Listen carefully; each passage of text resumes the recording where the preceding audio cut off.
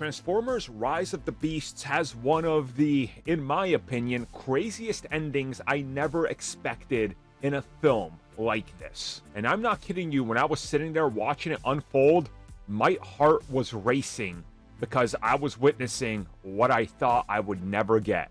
And that's Transformers crossing over with G.I. Joe in live action.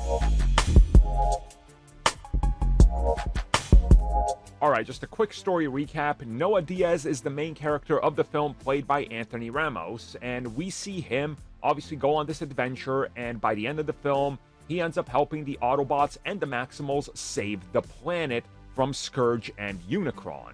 And now, the Transformers do not have a way home as they destroy the key to the Transwarp hub, so they're going to remain on Earth, and they're sort of building out a new squad. They got new allies, and they're just going to hang around since they know that, well, Unicron is coming now. He's been awakened, and also there's other threats looming.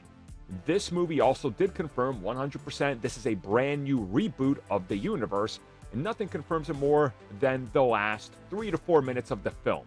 So what we end up seeing is that Noah finally gets the job interview for a brand new, let's just call it a United States government position job. It's sort of loosely defined for what he's going for.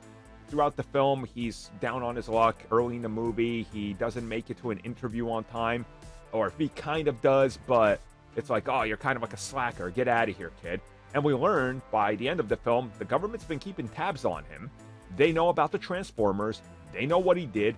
They know that he saved the planet.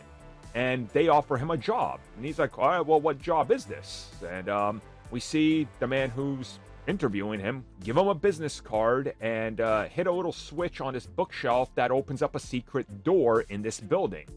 And everything starts to sort of like open up into this vast military organization that is under this building in New York. And as he's looking at it, he picks up and turns over the business card, and there it says that he's got a job with G.I. Joe. He's officially been recruited to help protect the world from threats. Now, the implication here is so obvious in what they're doing. I've recently been talking about like the G.I. Joe reboot that they've been talking about for the last 2 months. And there's a couple things. I actually made a video just like 3 days ago, like 4 days ago actually, before I saw the film, where I was like, here's what they should do with the reboot, and that will come out this weekend, so stay tuned for that. But they confirmed that Transformers and G.I. Joe now take place in this same universe, in the same continuity, and that he is more than likely going to be our through line to introduce us to this universe, gives us a sort of new perspective and new eyes on it. And we are now officially going to be getting a Hasbro cinematic universe, which has been teased before, and they've been trying to get it off the ground since 2003. But they couldn't, and now it's actually going to happen.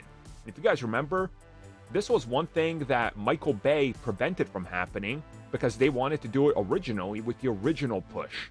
So now it's finally going to happen, and we already have a sort of through line that they can push.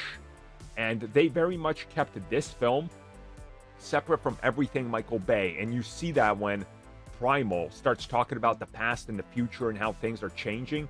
By the end of the film, we're in this brand new universe where now the Hasbro-verse, I guess we can call it, or I don't know, Transformers-verse, GI-verse, whatever you want to call it, or whatever somebody's going to come up with that's clever, is officially going to be taking off. And I'm not kidding you when I say I was legit like shaking in my seat seeing this. Like, it brought, along with the film, that child in me to this film where I truly did not expect this to happen, but here it was. And I hope that they can make some announcements soon, because there's so much that they can do here.